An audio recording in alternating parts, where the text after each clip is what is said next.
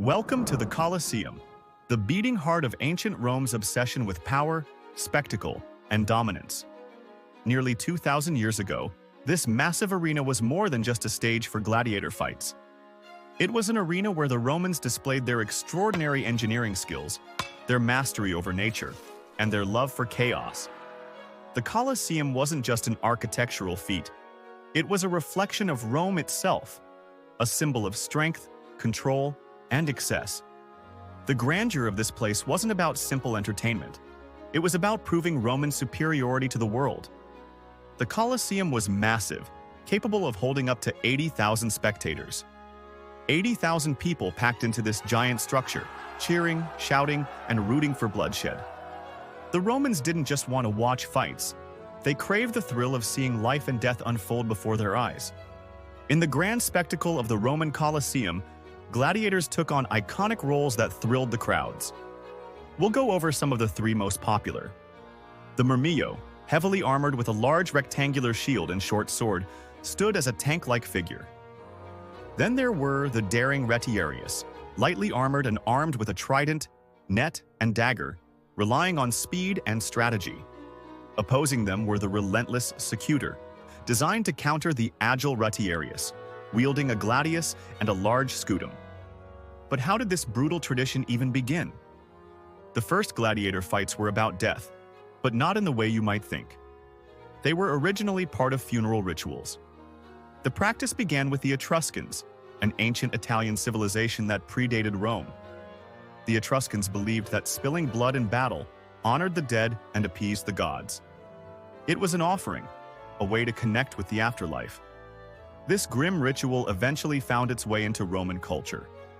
Wealthy Romans started holding these ceremonies, using prisoners of war or slaves to fight to the death in the name of the deceased. It was a way of honoring the dead, but it wasn't until the Romans took it further that the tradition began to evolve. As the Roman Empire grew, so did its hunger for spectacle.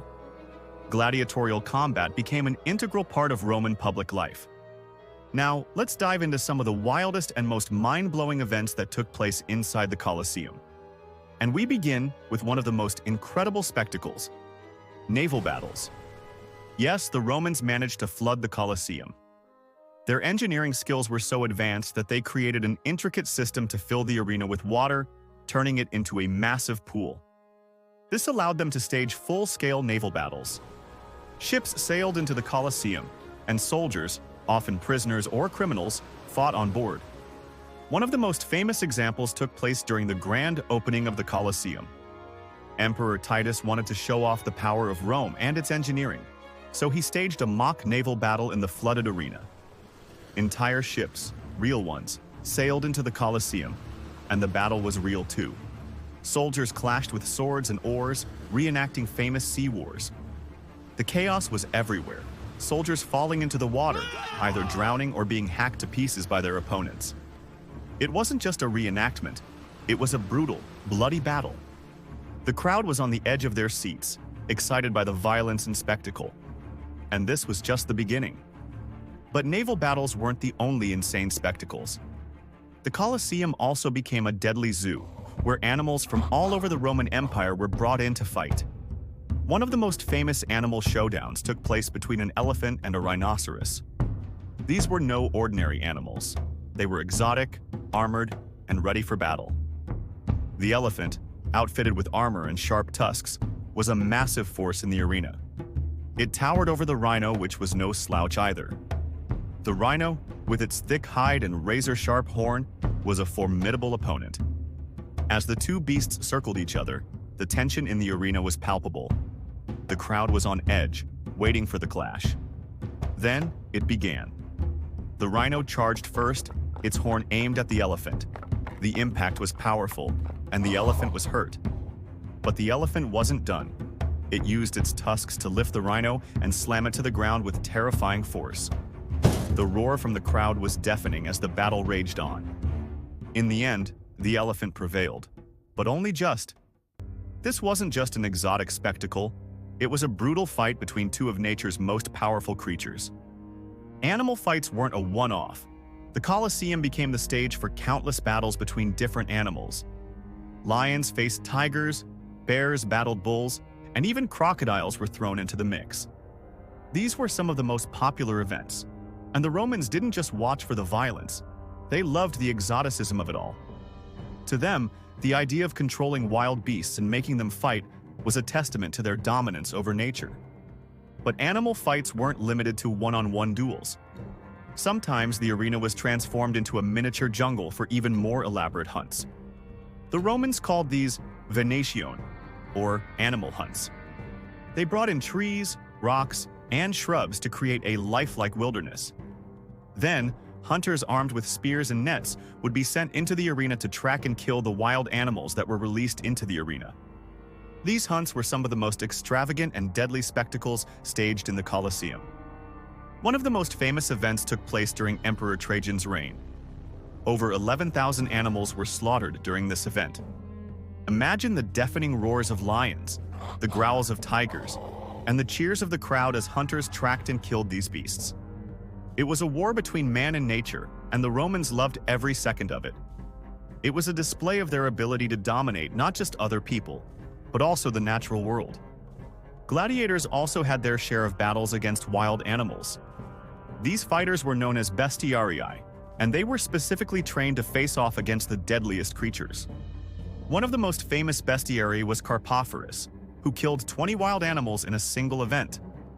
Imagine the crowd's reaction as he faced down lions, tigers, and bears with only a spear or a small blade. One famous moment saw Carpophorus standing in the arena, waiting as a lion charged at him. He waited, perfectly still, until the last possible second, then struck with deadly precision, driving his spear into the lion's chest. The crowd erupted into applause, but before he could even catch his breath, another animal was released. For the Romans, these fights were about more than just entertainment. They were about demonstrating human dominance over nature. But the Colosseum wasn't just about animal and gladiator battles. It was also the stage for public executions.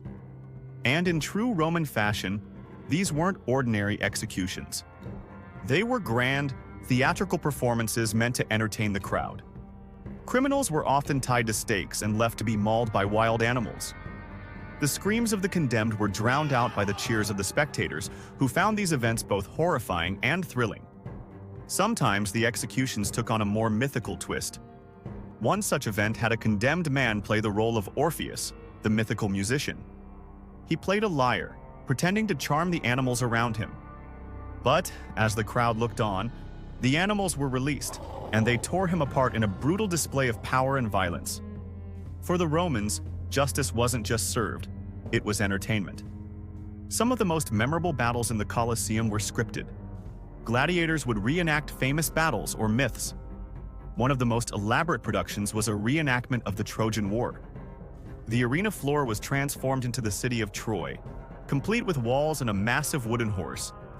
Gladiators, dressed as Roman soldiers, fought against opponents dressed as barbarians. The whole battle was carefully choreographed, complete with dramatic speeches and real weapons. It wasn't just a show, it was a lesson in Roman history and glory. These reenactments brought history to life, mixing the thrill of combat with the spectacle of Roman theater. What made the Colosseum truly unique was the involvement of the crowd. If a gladiator fell in battle but survived, the audience could decide his fate. A simple thumbs up meant mercy, while a thumbs down meant death.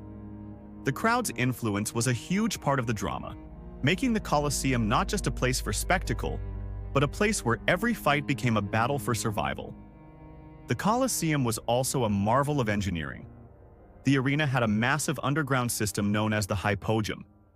This labyrinth of tunnels, cages, and elevators allowed gladiators and animals to be raised to the surface with dramatic timing, making the surprise entrance of a fighter or beast even more thrilling. The Colosseum's design also included trapdoors, allowing for even more unexpected moments during fights. And, of course, there were the stunts. Elephants performed tricks, criminals were launched into the air, and gladiators sometimes fought blindfolded. The Romans were always pushing the boundaries of what was possible. The Colosseum wasn't just an arena, it was a statement. It was Rome's ultimate display of power, engineering, and dominance. It showed the world that Rome had mastered not just war, but also nature, life, and death itself. Even today, as we walk through the ruins of this ancient marvel, we can't help but be in awe of what once took place here. The Colosseum stands as a haunting reminder of a time when spectacle knew no limits and human life was just another part of the show.